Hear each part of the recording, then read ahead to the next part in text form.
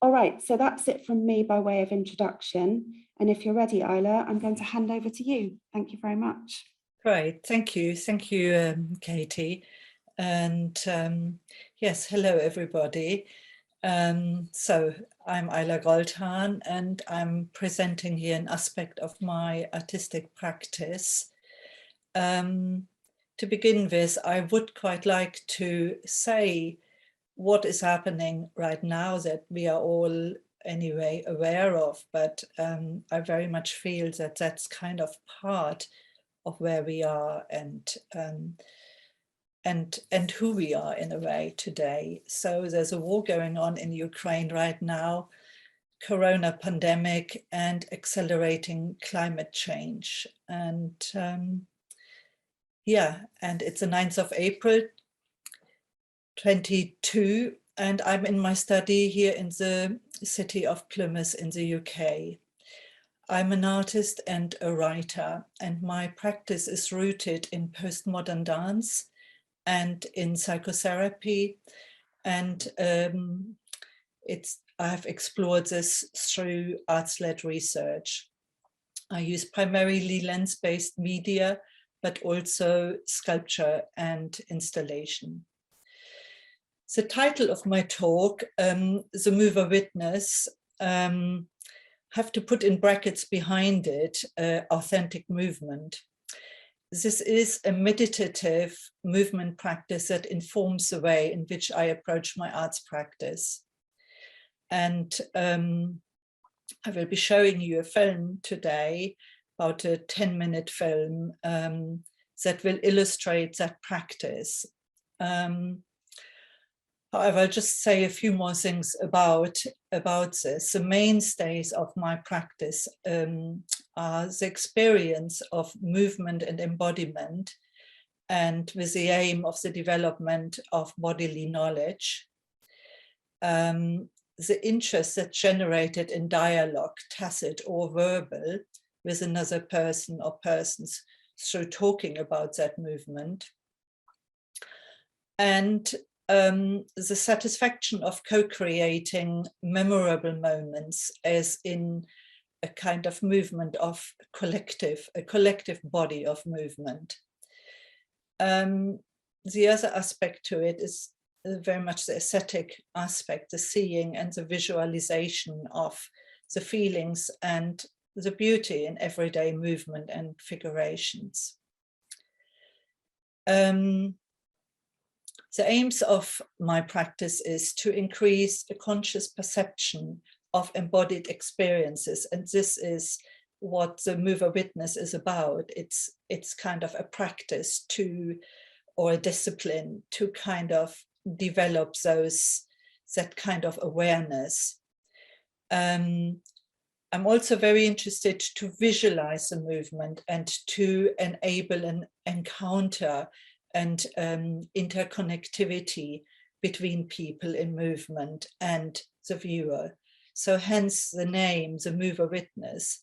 There's this interconnectivity between the person who moves and the person who observes.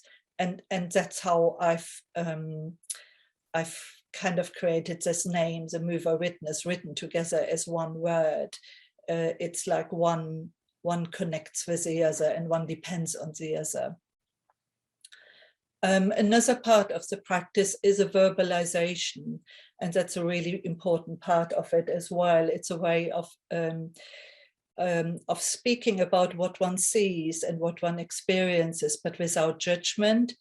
And the tool that's used in that is called percept language. A little bit of that will be shown in the film as well.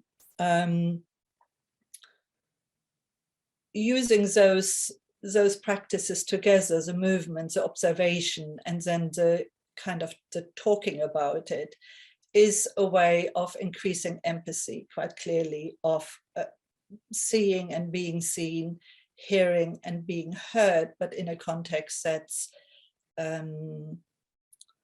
very open and yet non-judgmental. And the percept language is very, very helpful in that it's a way of speaking phenomenologically. So you're kind of describing things, but without passing judgment. So yeah, so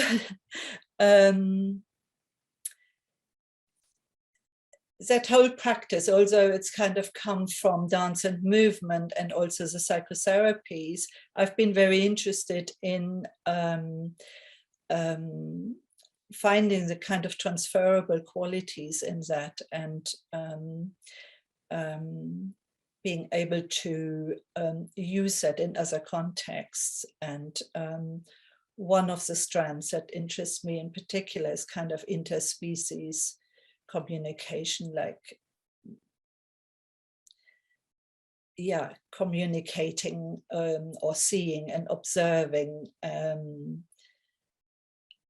other species, you know, be that plants or animals.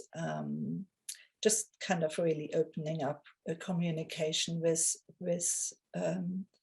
others in a very broad sense. So essentially, my work is very much a long-term project, but it has this one root in this practice, and then it's got like various branches coming off that. So I'll just repeat again, I mentioned at the beginning, this practice is called authentic movement. That is a root. And I ought to mention Janet Adler, who founded this type of work. But as I say, I've kind of, my work's very much been to kind of develop it further and to use it in an arts practice. So what is a mover witness? To put it very simply, the mover witness's province is a person, the mover, who with their eyes shut is observed by another person, the witness. And during the session, the mover has a freedom to follow her inner impulses to move in a self-directed way. The other person, the witness, holds still and silently bears witness to this movement.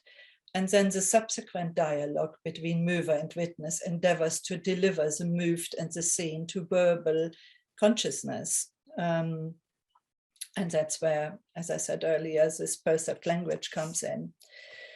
So movers and witnesses take turns in exploring co-creative aspects of movement, improvisation, and observation. And through this performative interplay, an increased and surprising sense of movement memory, embodied knowing, and commonality is developed. And what emerges is quite a spontaneous and collaboratively created choreography, in inverted commas, that opens up new possibility of knowing, feeling, and relating. And the experiences of movers and witness are always interrelated and depend on each other. It's like one doesn't really exist without the other. And I guess, yeah, that's, it may be a common truth, but the practice kind of enables an appreciation of that and that. So I think what would be good is to actually show the film, one of the films. I've made a number of films ranging from kind of more of a documentary to art film, where I work with people in different environments. But coming back to the root of the practice, the authentic movement, I think it's that documentary I would like to share with you so that you can kind of, yeah, get a sense of the practice itself. So I'm now going to share my screen.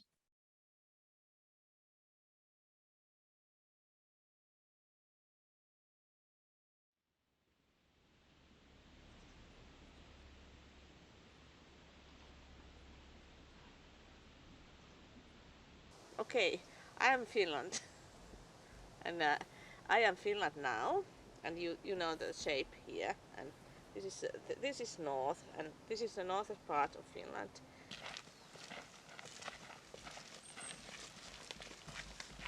and we are like here. This is a good place to be and do the stuff, and then go by lake and then go to the sea.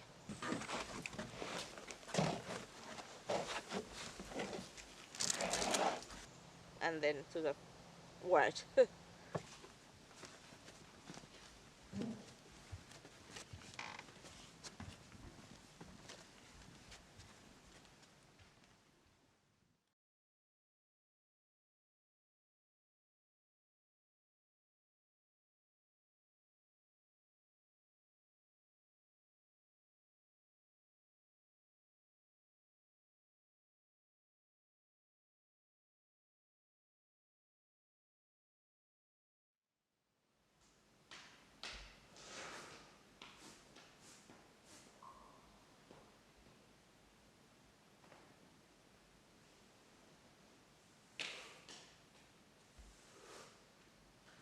As a mover, I go into the circle and I start cleaning the floor for me. I move my hands to clean the floor so that I can put my face on it.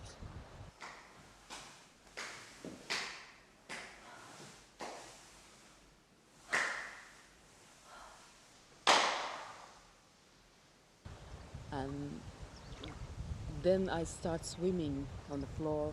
I swim and crawl, and it's very easy for me. I just play on the floor, which I feels like water.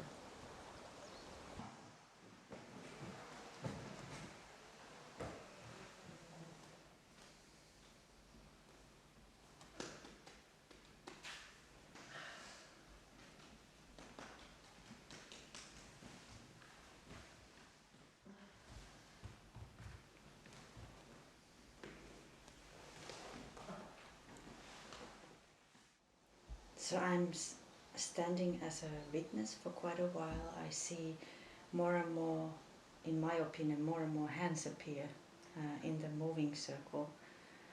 And I'm especially, I think, pulled in with the idea that the hands are in a relationship, or that the hands are caring. There was a sensation of self-care, and I needed that care.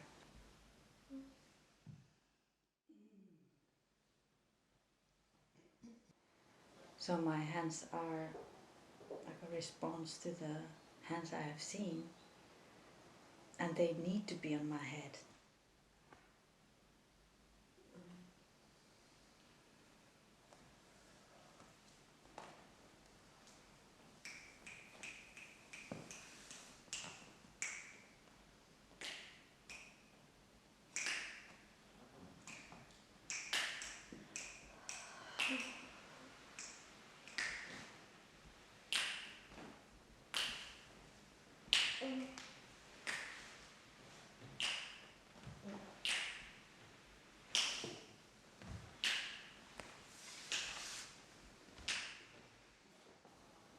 But the question is also in my head, that is that even possible? I mean, that's not the meaning of authentic movement circle, I somehow said to myself as a critical voice comes in, and try to also then become more soft, that maybe the softness is the solution to the pain.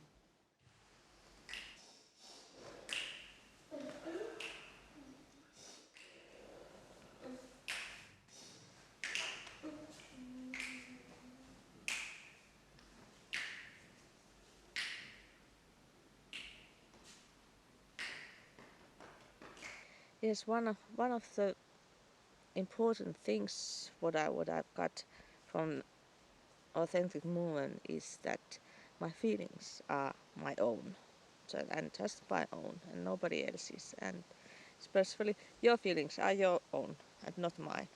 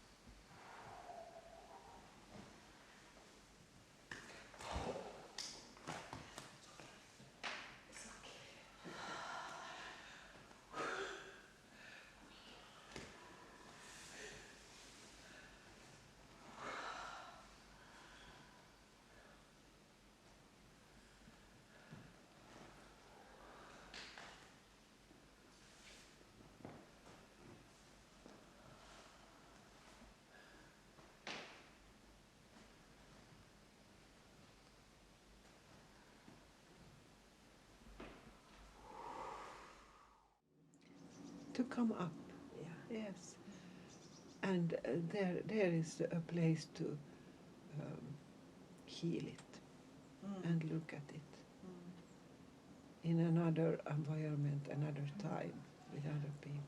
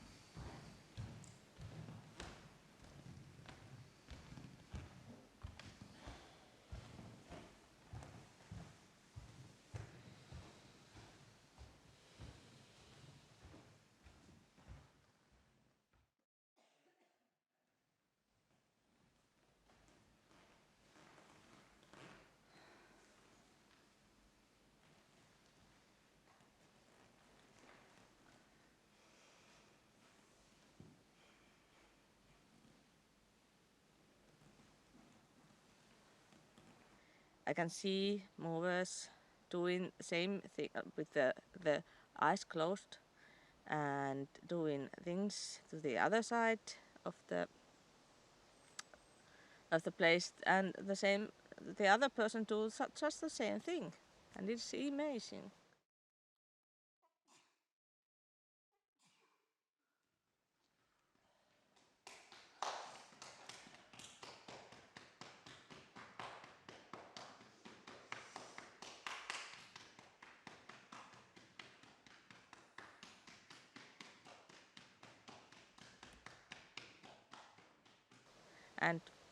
And being a mover also, it is the being part of the collective. It is very important and so amazing that really exists.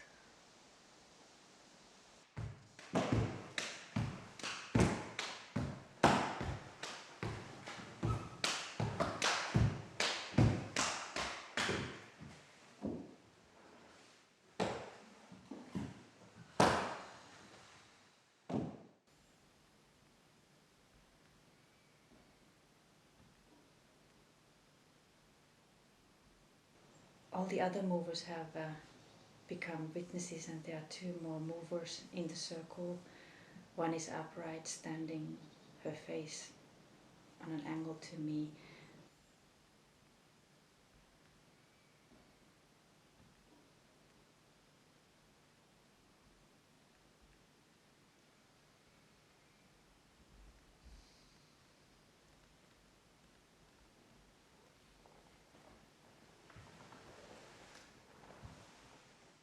The other one lying on the floor so that her feet are towards me. She's lying in the sun. Her right cheek is more towards the floor to receive the light.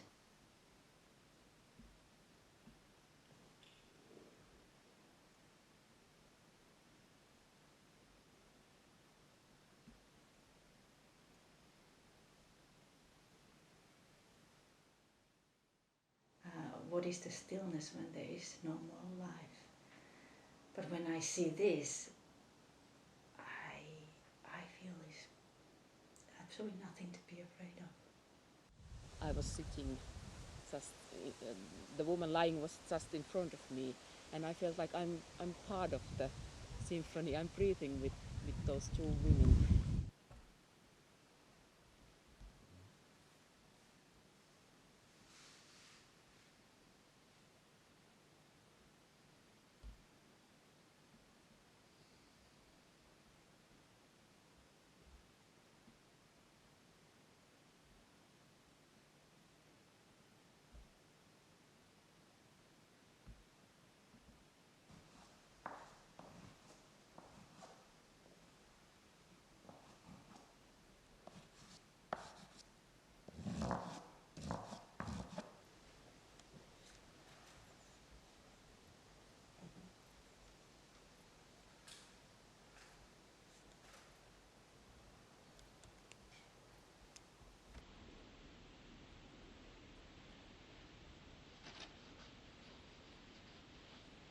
And somehow when I do authentic movement, I also feel the closeness with the nature. Like, although we are inside, I feel I'm part of the nature. It's very easy to find the movements from the nature in the body.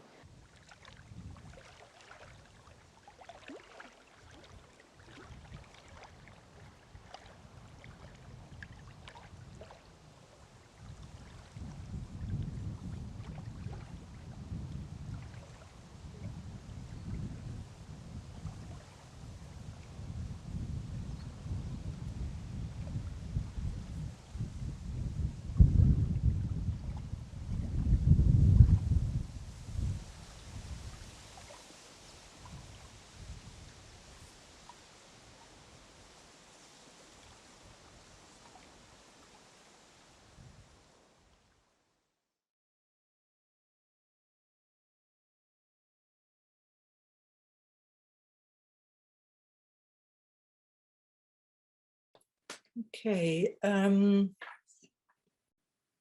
so I hope it gave a bit of an impression of how the mover witness or authentic movement, how that works. I was, yeah, I wanted to just say that how the last mover was swimming away, talking about the connection with nature, and I think I talked about it a little bit just before the film.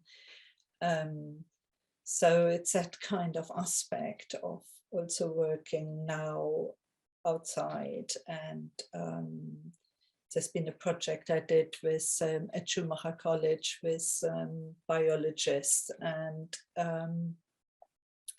I'm very interested to see how people who are, you know, they are not necessarily dancers as such at all, but to kind of increase body awareness and how it may change perceptions of, you know, what is actually observed. And that doesn't have to be, the mover doesn't have to be another human being. It could be, you know, an animal or a plant or an environment or even an urban environment.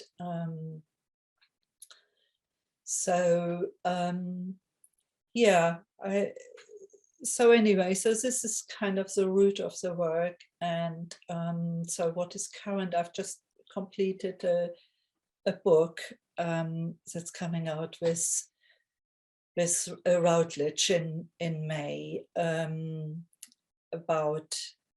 about this practice, and I'll just thought I'll just share the,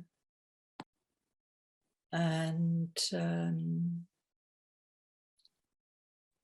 yeah, what else? And then there's an exhibition planned in locally, and also kind of sharing the launch of the book, and that will be in June in Totnes, in a self-curated exhibition with my partner Stuart Young, in Birdwood House. So that will be sculptures and photography, and also other movement films. So that's just sharing some images of the forthcoming exhibition, of some work, some outdoor work, movement films and photography and sculpture. So, yeah, I think in order to leave a little bit of space for questions, I should probably end here, because I know we started a little bit later, but yeah, I think this might be enough for me to talk about, and you can ask some questions if you've got any. Thank you so much, Eila. Would you mind stopping the screen share for a moment so I can see if anybody's okay, raising their hand, for example? Does anybody have any questions for Eila? It's not a question so much as an observation. I was really interested in the contrasts between the observer with their eyes open and the movers with their eyes shut. And then the first contrast that I really noticed was where two people accidentally touched. And in the background, there seemed to be two people who were purposefully touching. And then there was moments of movement and prolonged moments of stillness. And I was just quite interested in that idea of contrast and what you felt about contrast within this practice.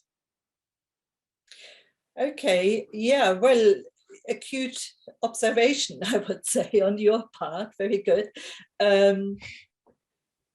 Okay, yes, so there is a moment in that film, in that little documentary, of where people accidentally touch. And I would say the movement that you witnessed in the background of the two people moving together, that contact too will have occurred accidentally to begin with. But once they were in contact, they jointly and non-verbally made the decision to prolong that contact and to stay in that contact. The biggest contrast that I see is very much the seeing and the not seeing in the practice, and how the not seeing of the mover enables these kind of coincidences to occur and those kind of synchronicities to occur, that yet at the same time there is an inner decision-making process going on for everybody individually, or when they are together, perhaps decided to move together with somebody, they can always decide to leave that contact. And there is a set of rules that maybe aren't so apparent from the film, but one of the rules is, say, if you are meeting somebody, that you always have that freedom to go out of that contact, and the rule is that nobody would pursue you. Does that make sense? Yeah. Yeah, so it's a voluntary engagement, and it is a very, very interesting contrast of immersing yourself into kind of your inner world whilst being in an environment of clearly a collective of others, of other influences. Like, for example, we had this strange voice suddenly, which wasn't actually part of my film, but it must have somewhere come from Zoom.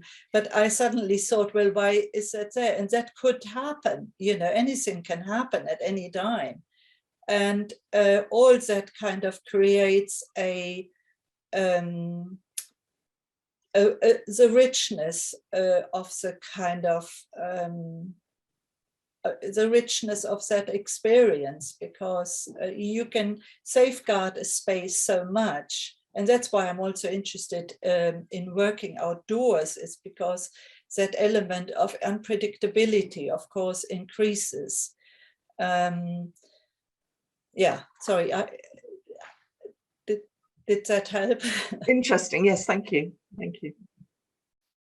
Does anybody else have any questions for Eila at the moment? I think what we'll do today, as we started a little bit late, is ask any pressing questions now, and then have time at the end after the presentations to ask any more questions. So if you don't think of anything immediately, but it occurs to you later, either drop it in the chat and I will make sure it gets asked later, or hold on to it until the end. Well, then if you're ready, Frankie and Katrina, I'll pass over to you. Thank you so much, Eila.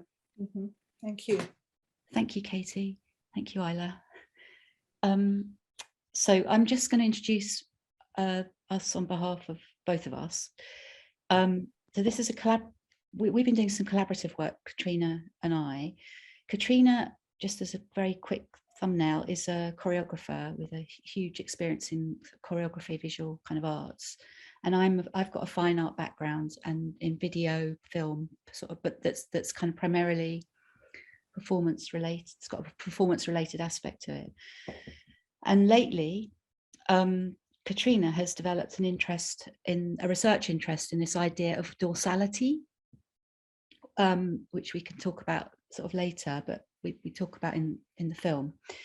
And I too have had a kind of interest around the idea of around the back through some kind of work that I was doing I live in Falmouth, around the kind of the green corridor and the industrial estate and the dog walking fields, the sites for development around the back of Falmouth. And we wanted to collaborate together to see how our practices might kind of crisscross and kind of produce something from working together. And so this is what we're presenting today, which we've called choreographies of scratchings, twistings, and lying low. But this is so we've been talking together for about a year now about it, and we actually have got together a few times to make some practice. And we also made this film as part of the collaborative practice. So it's a kind of research work, if you like. So I think, Katrina, is that everything that I should have covered? Yeah, that's great. So Katie, if it would be okay to show the film. It's about 12 minutes long.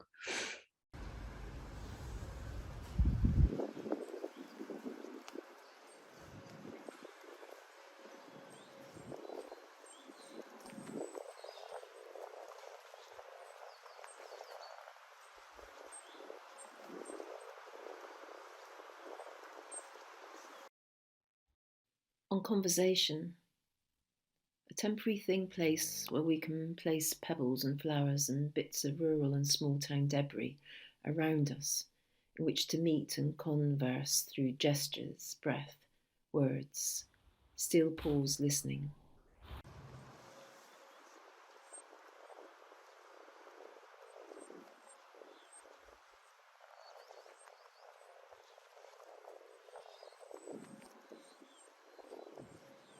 A conversation is something intimate, familiar, as well as a place to dwell and live among.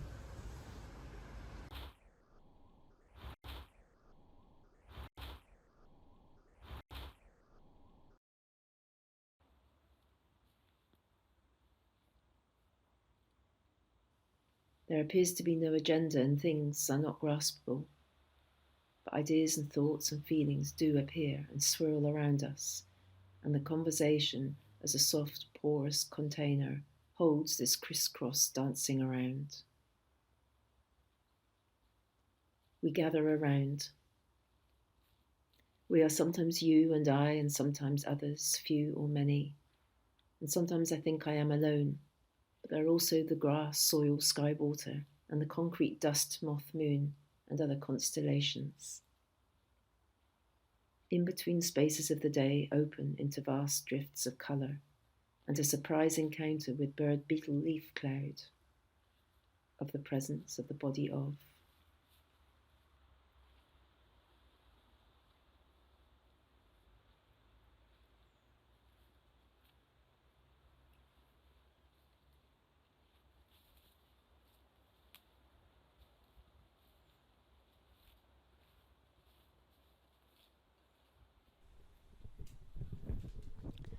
Skirting around.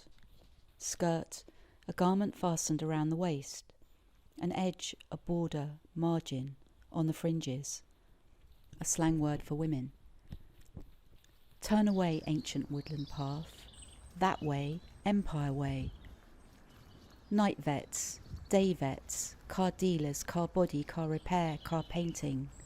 Mobility aids, printing services, clinical and medical, industrial engineers, signage, display, transmission services, event planner.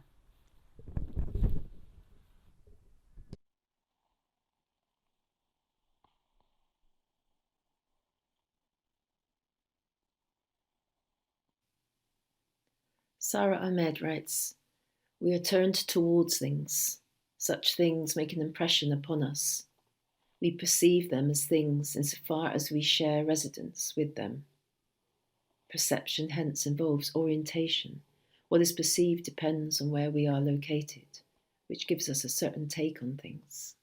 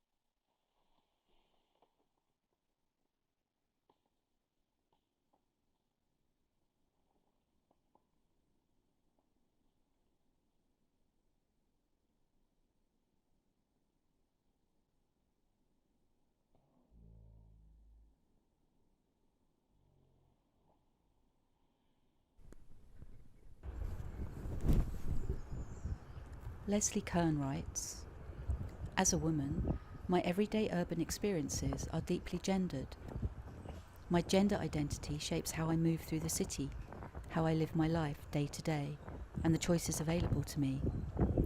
My gender is more than my body, but my body is the site of my lived experience, where my identity, history, and the spaces I've lived in meet and interact and write themselves on my flesh."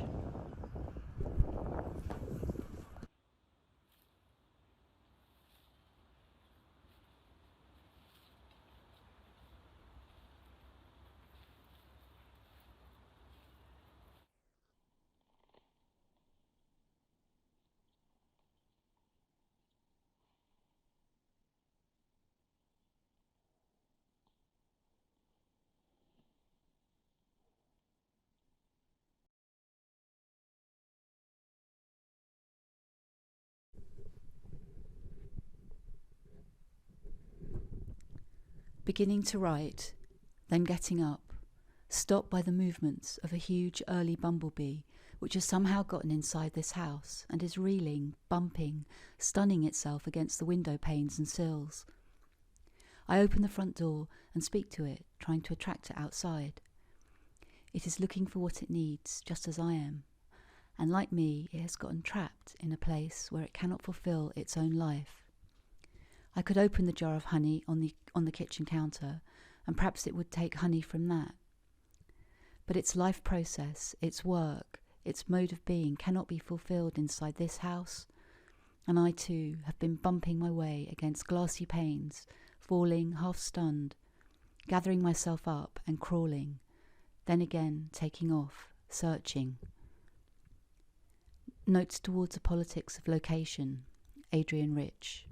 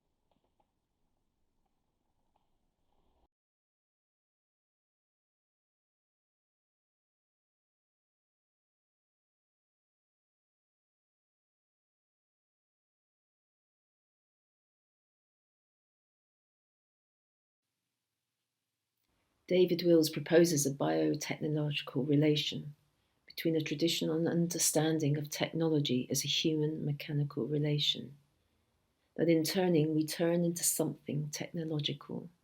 He writes, as soon as there is articulation, the human has rounded the technological bend.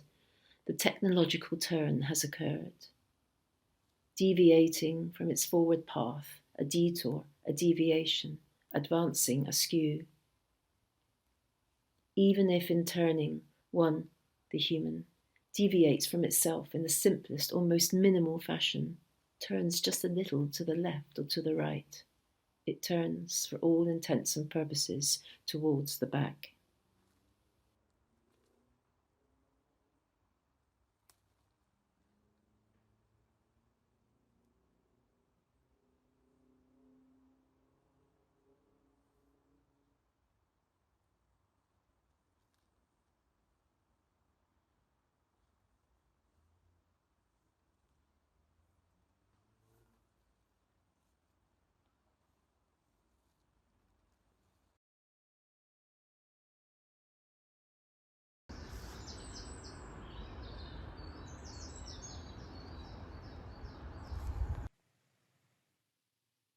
Moths are attuned to faint light. Through a process of transverse orientation, moths are able to fly in a straight line by keeping a distant celestial body, like the moon, at a fixed angle. The evolutionary process is disturbed by artificial light, which in being too close causes them to fly around and around in spirals. Their dancing around laptop screens as light emitters are involuntary program scores, deviations from other activities.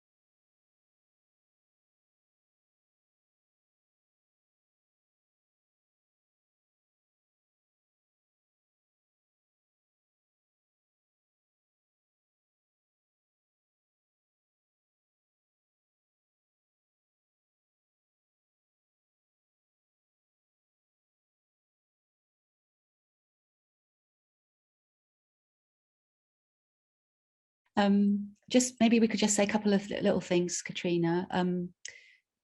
Perhaps on just quickly this idea of dorsality and dispersion and round the back and.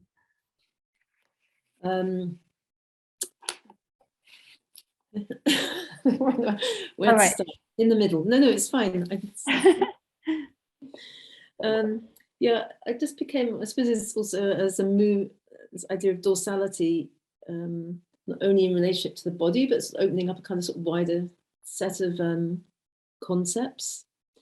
I suppose, thinking perhaps first the body, this idea that sort of removes a sense of the sort of dominance of sort of an ocular, sort of convergent frontal way of orientating towards just in the environment. And even in the simple action of walking backwards, or as I've sort of started to do more now, to travel backwards in trains, how that just impacts the sense of how the body's working with gravity and how the articulation of the joints works, but also how a sort of reorganization of the senses. And in a way that sort of opens up sort of a wider idea of sort of reorganization of the hierarchy perhaps of the senses, but also in things around just something that Eila said, I don't know, but that you're sort of experiencing things through the body, but also just the way you'll think, which is linked up with the language and with the senses, gets reorganized. So that was a very garbled, quite dorsal way of talking, perhaps. So it's a general idea of curiosity in orientation, and sort of dispersal of perhaps binary myths and other ways of seeing, rather than back front. In terms of dispersal of those binaries, the dorsal, it's more of has an aroundness. And I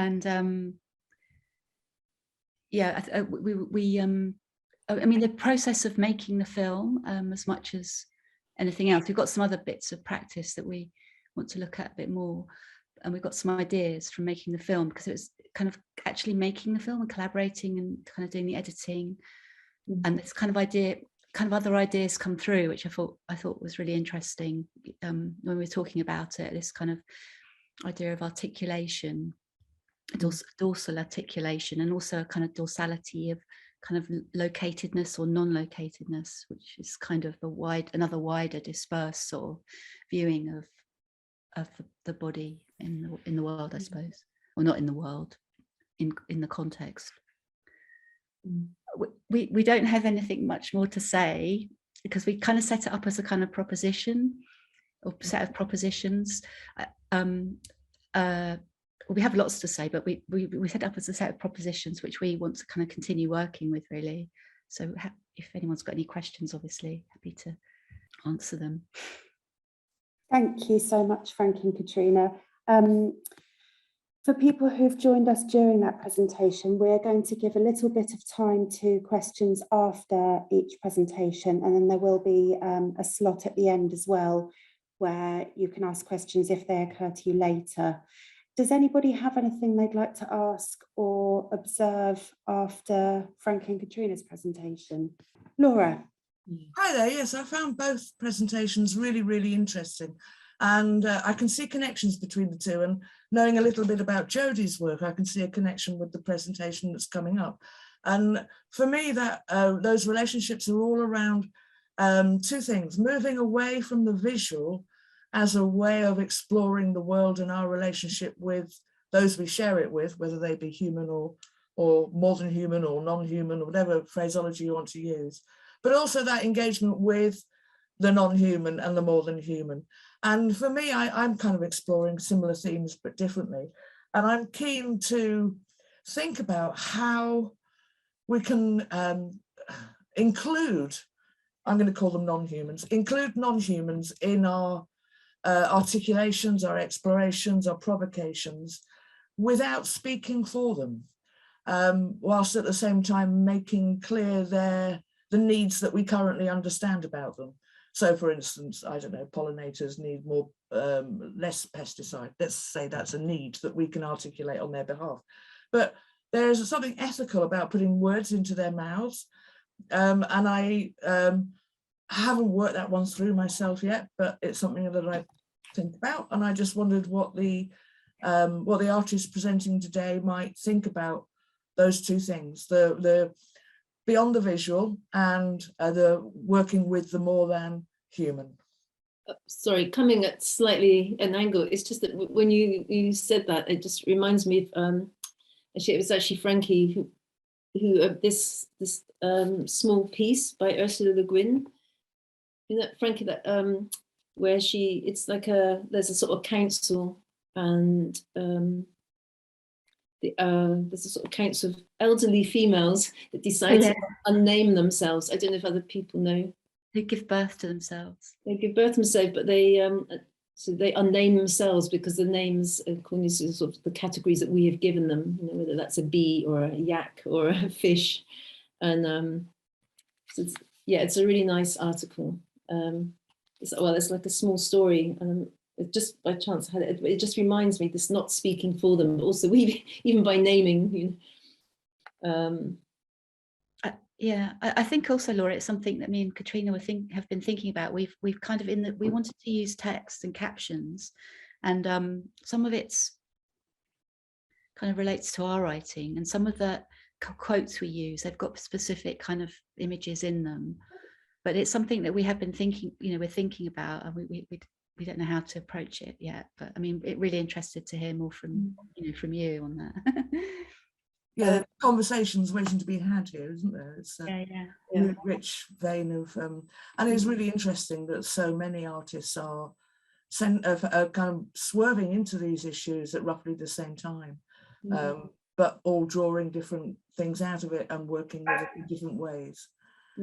So it's an interesting period. It is, and in that way, it's quite interesting, isn't it? Finding these different ways of working with the body as a kind of exploration of how to be, what's that word, like, I guess more amongst. I like that very much. Thank you. Yes, I wanted to just also respond to Laura. Yeah, thank you for your comments, and it's really, really good. And it just made me think of this aspect of, you know, interspecies relating. Or one of the things that I'm interested in is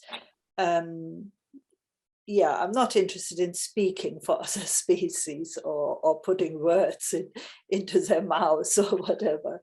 But what I'm interested in is actually tuning into experience of actually being seen, being witnessed by the other, if that makes sense. And some of my experiences of that happening are really, well, when it happens, it's extraordinary to actually to have that experience. And I feel that perhaps as children, we're much kind of closer to experiences like that, and that a certain way of kind of thinking as we are taught is kind of, you know, we learn the kind of hierarchy of beings, as it were, with the human at the top of the tree, as it were. So we can no longer conceive of being perceived by another species, but we are. I'm absolutely convinced of that. And it's as though the human exceptionalism that we've been inculcated to carry with us acts as a veil between us and those interspecies relationships. Very much so. And it is, and I think, yeah, I think this is where, you know, a lot of problems have arisen from, is not being able to take the view of the other, of ignoring the view of the other, if that makes sense. Yeah. There are better words to describe that. But anyway, I'd like to just chip that in. Thank you, everyone. All right, if nobody's got anything else pressing for the moment, Jodie, are you ready? Brilliant. I'll mute myself. Thank you very much. Okay, I'm gonna share my screen. I had trouble with my PowerPoint, so I'm just gonna have it as on this view. Is that visible?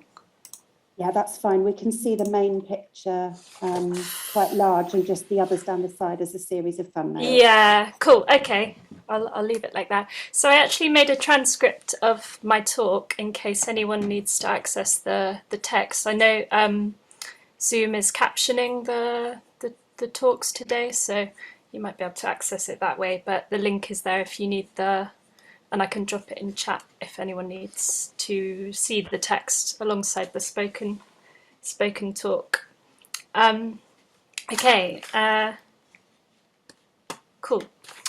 I'd love to share with you 4 projects I've been involved with in the last few years that are all born from the idea of tentacular listening. Tentacular listening describes the spidery process of inquiry into various ways of, Tentacular listening describes the spidery process of inquiry into various ways organisms, including humans, can listen.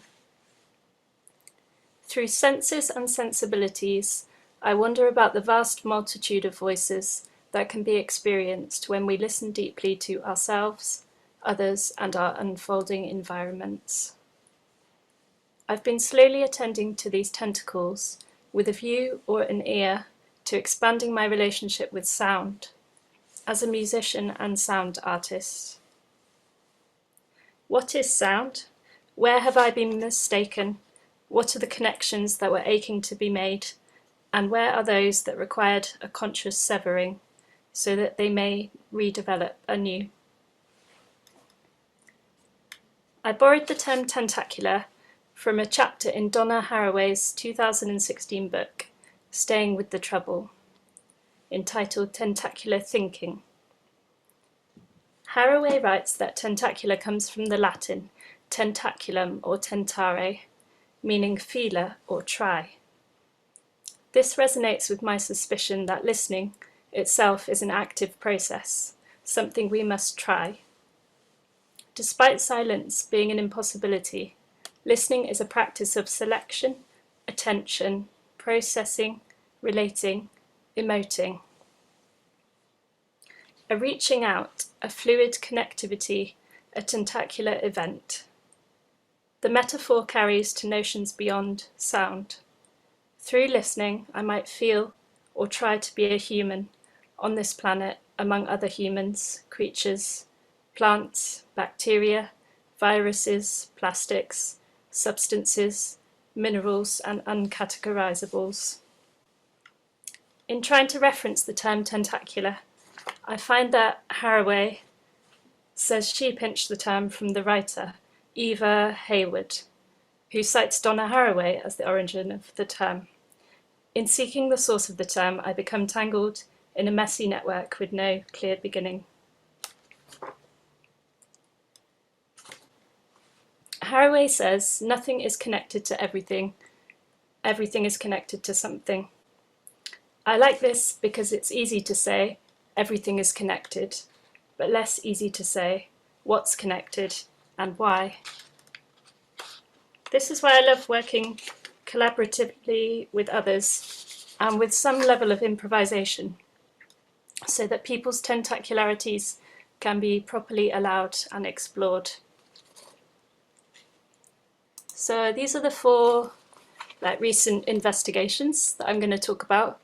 The first is the Lynham collection.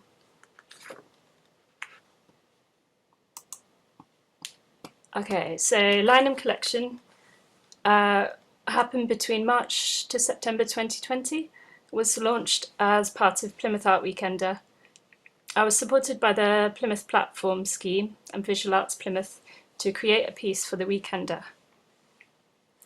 I presented artists from the collective Noise Laboratory, which is made up of sound artists and artists in the Southwest, with a bio and backstory of a character, Joan Lynham. She went missing in World War II and appeared to have been working on some new sonic technology at the time. The artist used notes and an image from her notebook to try to reconstruct the mysterious sonics that Lynham might have been working on. I'm gonna show you the website, so hopefully this just works. So the website's live, still up from the weekend. I just kept it up, and I'll just give you a quick tour. So there's Joan Lynham's biography, some information about her. So that was sent to the artists, and then they responded with each making a piece or a video in response to the biography and the information from her notebooks. So several pieces. I think there's 19 different pieces.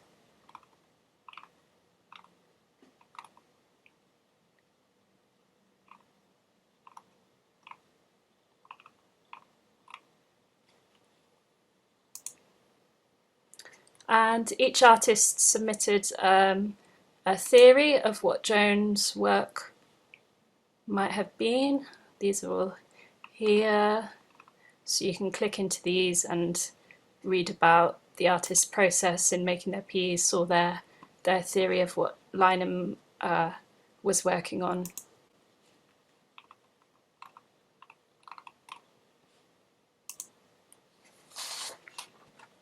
There's also a documentary about Lynham, which was made by Lucy Daffwin.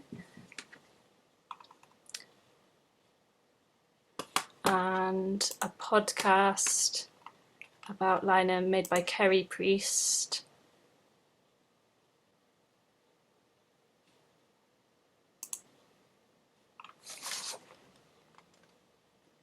So the disclaimer page reveals something I kept deliberately veiled throughout the project, but which many collaborators knew and engaged with playfully, which was that Joan Lynham is fictitious, and she became real in the course of the investigations and sonic alchemy or animation of her story. This was a project that expanded beyond my expectations, each limb assuming new life and a richness of both sonic outpouring and very human generosity. It was an experiment in speculative history that seek to address questions of missing voices, the rippling of information, and how humans respond deeply when they interact with such potentials. Big gratitude to everyone involved in the project. They're all listed and credited on the website. Many extraordinary pieces, sound, video, drawings, digital artworks were made as part of this project. So you can spend a bit more time if you like on the website. So that's Linem Collection. Okay, next up, I'd like to show part of a discussion I made in collaboration with Emma Somerville, who is a proud deaf British Sign Language teacher. In the video, we discuss her thoughts on vibration and the differences between hearing and listening. Okay, so I might need to come out and then go back in. Oh, yeah, Emma suggested I voice over the video to make it fully accessible. If you're able to read the text and don't require the voiceover, I do recommend watching it with the sound off, so you can fully focus on visual content and experience it as it was originally. We'll watch about 5 minutes of the video and then you can put your sound back on, or you can have the voiceover running. It's up to you. Okay. So I need to...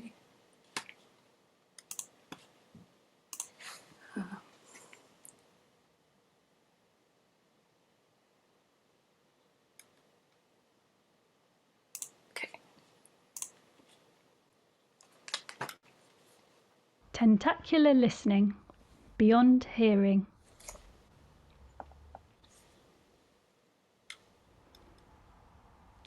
I have 5 questions. The first may be easy or may be difficult. What is vibration?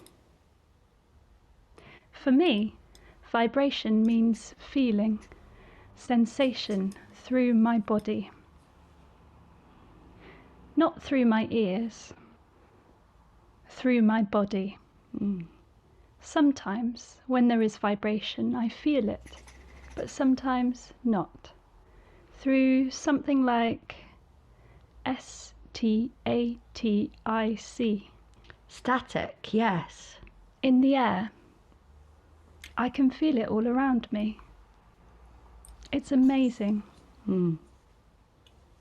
Vibration for me as a deaf person is very important because alarms, fire alarms, alarms to wake you, all use vibration. In everyday life, vibration is all around me.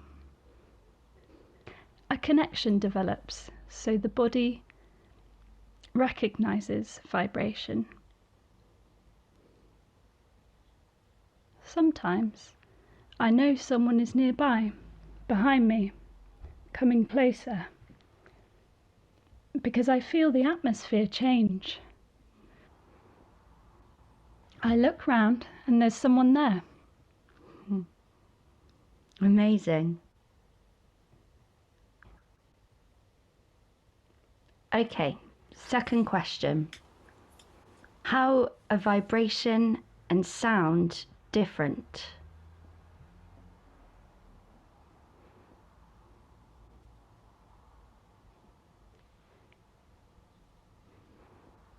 I have hearing aids. With hearing aids, I can hear some sound. But when I use my hearing aids, the feelings of vibration are gone. When I take my hearing aids off, I can feel vibrations more. When my hearing aids are off, sound doesn't enter my ears. I feel the vibrations. More through the body? Yes, with hearing aids, I feel less vibration. I can't have both at the same time. I can't. Interesting. Profession. Okay, let me come up with that. So the whole video will be online as part of the Sonic Arts Research Unit journal. The Sonic Arts Research Unit is run through Oxford Brookes University, and it's out later this month. So I don't yet have a link to it, but I can share a link once that's been released. The topic of the journal is vibration, so all the articles and content and videos will be about vibration and different responses to vibration. Okay, I'll get back to my...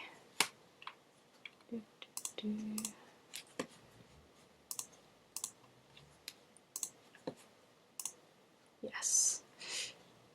So throughout 2021, I was getting deeply interested in underwater sound and experimenting with hydrophones, which are underwater microphones, and learning about the communications of undersea creatures.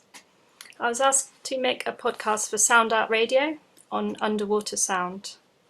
The podcast was called In the Mind's Ear, referencing an idea I first heard from sound artist Chris Watson, that creatures living underwater in a world of sound, rather than using vision, map their lives out sonically, relying on sound to see and be, in a sense.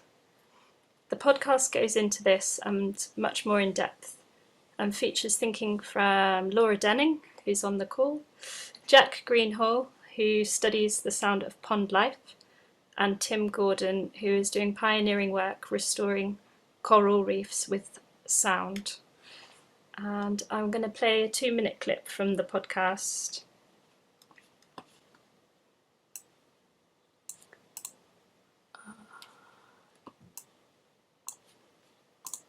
So let me know if you can't hear it. Since light travels poorly underwater and sound so well, both faster and further, underwater networks are often sustained sonically. Humans have discovered ways to eavesdrop on these networks and make suppositions about what might be being sounded.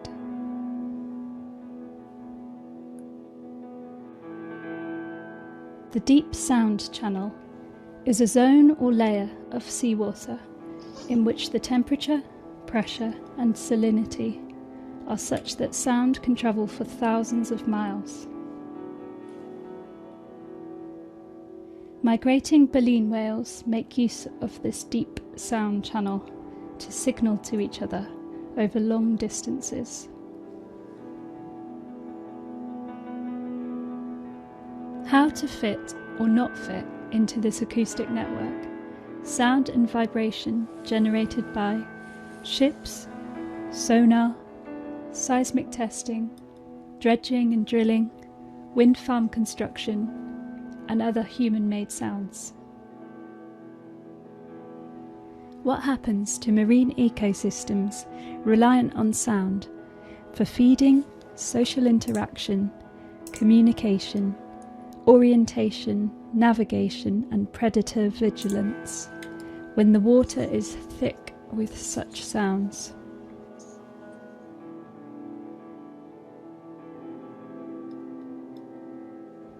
How do terrestrial beings who largely rely on their sense of vision begin to imagine and investigate this sonic existence?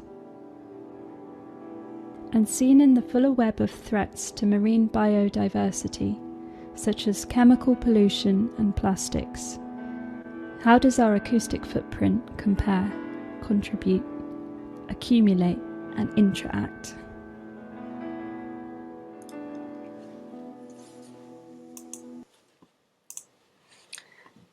So I can put the link up to that if anyone wants to listen to the full podcast. And yes, oh, I should have stayed on that.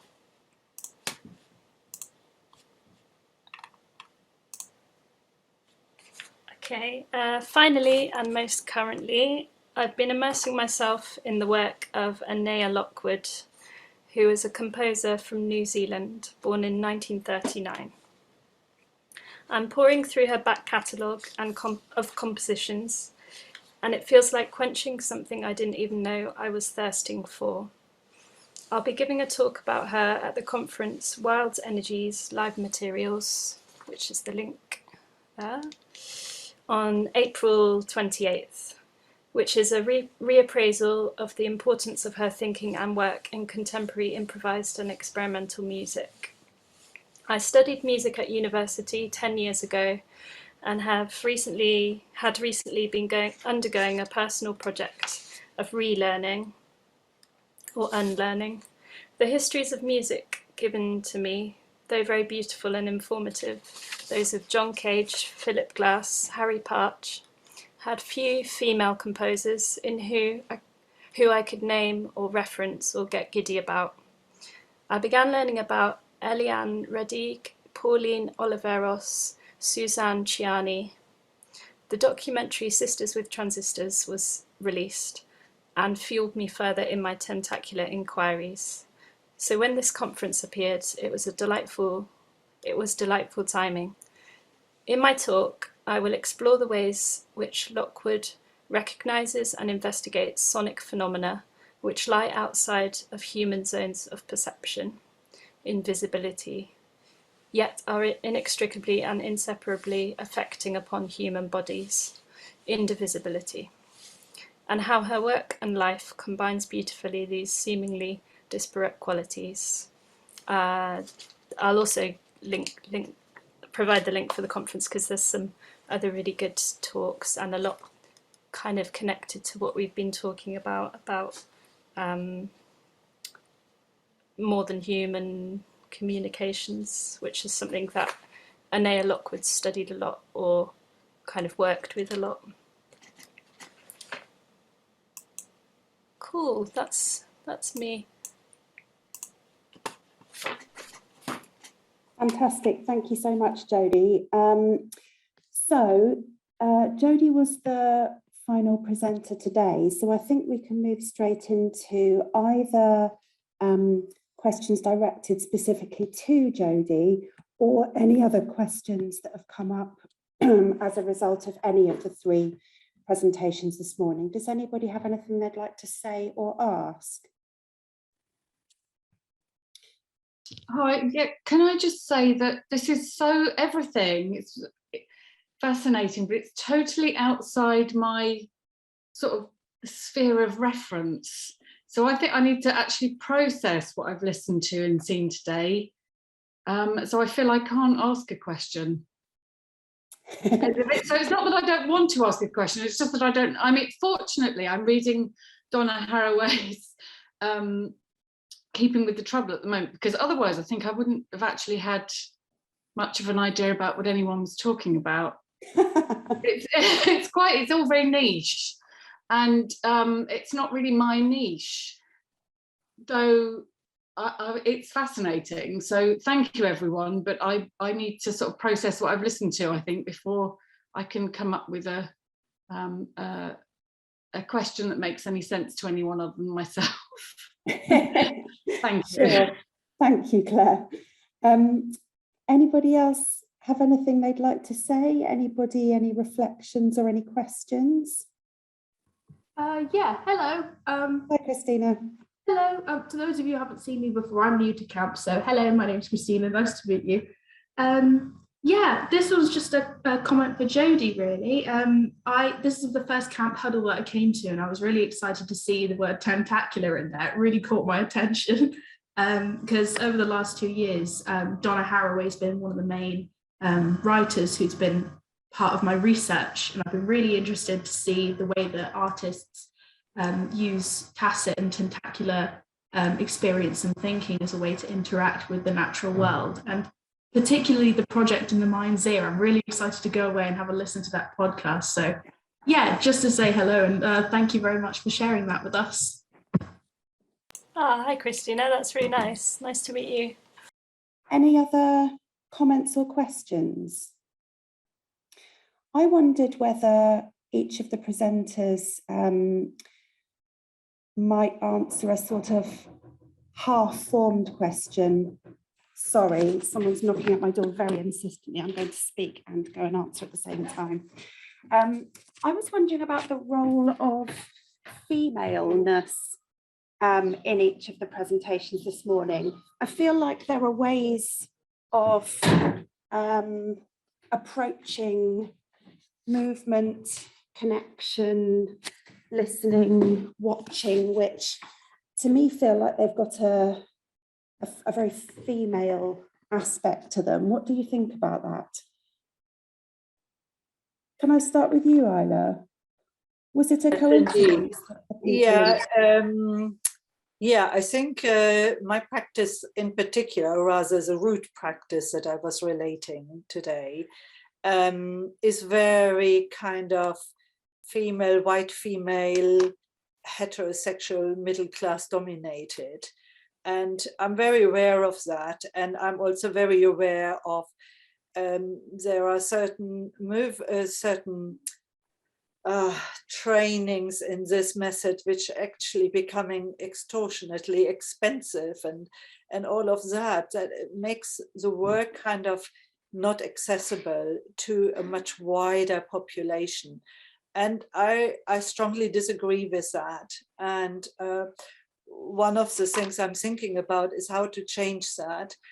Incidentally, I was then approached to review a recent book, which is called What is Normal, which is a rather sort of provocative title in our time. This is a book about talking psychotherapies. But yeah, I think it's kind of, you know, really addressing all the issues of kind of gender and race and different orientations, different identities that people have. And I feel that, yeah, it's important that maybe the kind of where it's rooted at the moment, that kind of, it's kind of spreads out more. That would be, that's my view, or my wish for that. Katrina and Frankie, do you think that your work has a connection to femaleness about it? Katrina, you're there. Yeah, yes. I mean, it starts with the body and our relationship, our friendship, and that's where it kind of starts. But it kind of, I think we're approaching it critically, kind of in a sense, kind of knowing our. That's why I think we use the word locatedness, because we can try to understand our own privilege in the scheme of things, being white, kind of middle class females. But so it's something that we're thinking about. But I mean, I think additionally I was interested in also both Eila and Jodie, what Eila's just said, and Jodie's practice, which has got that like it was completely tentacular. My metaphor ran all the way through with this kind of like gathering of people's work in the first thing.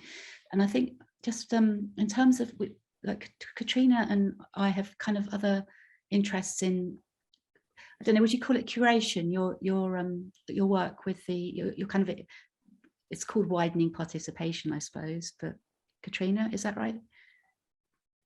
Your work at the Tate.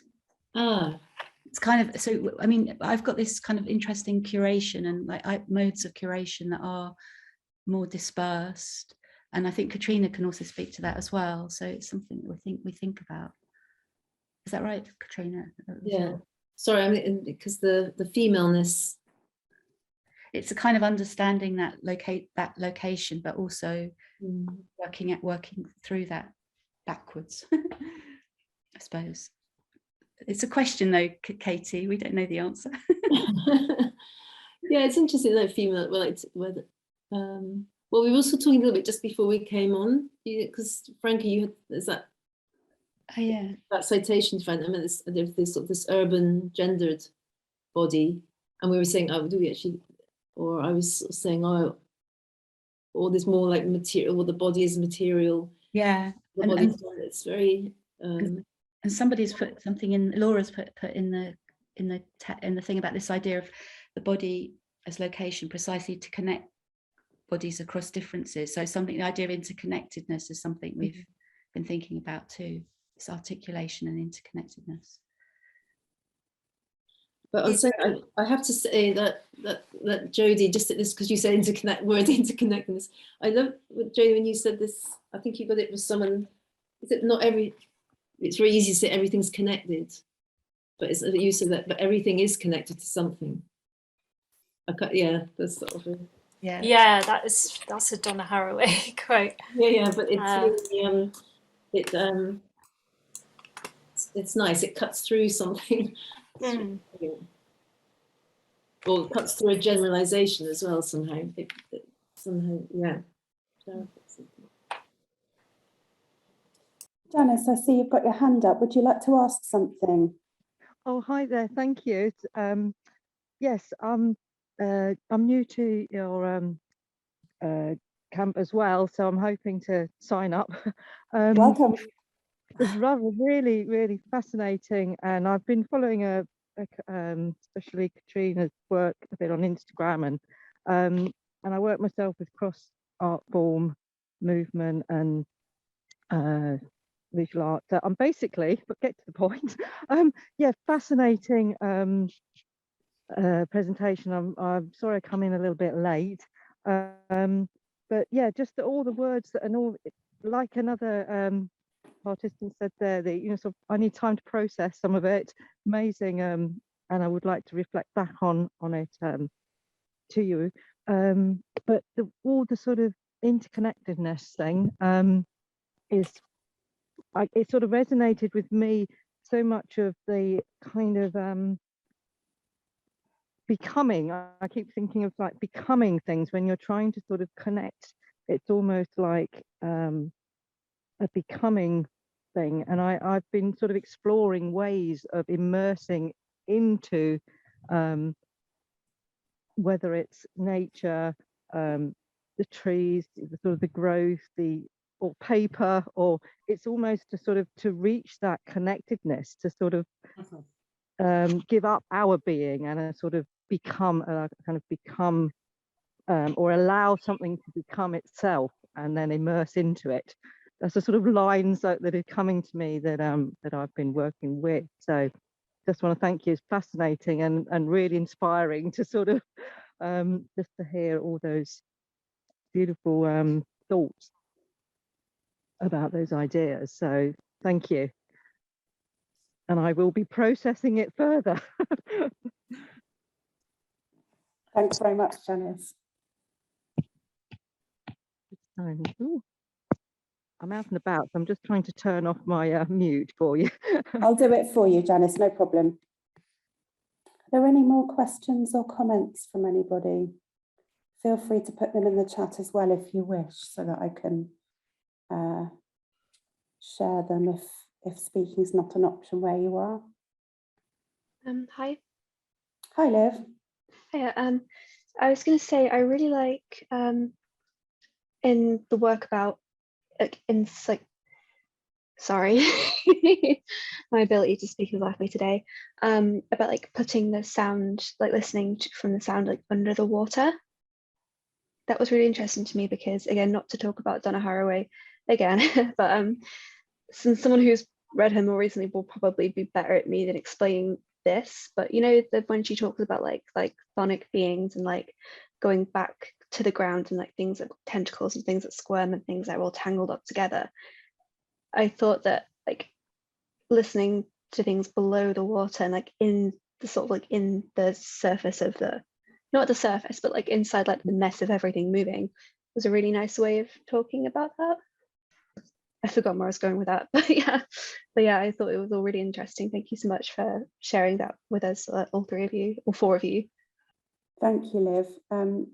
Sorry, I didn't really leave with like an end point of that today, but you know. That's okay, thank you. Thanks for your comments. Jodie, is there anything you wanted to respond to in there? I know it wasn't exactly a question.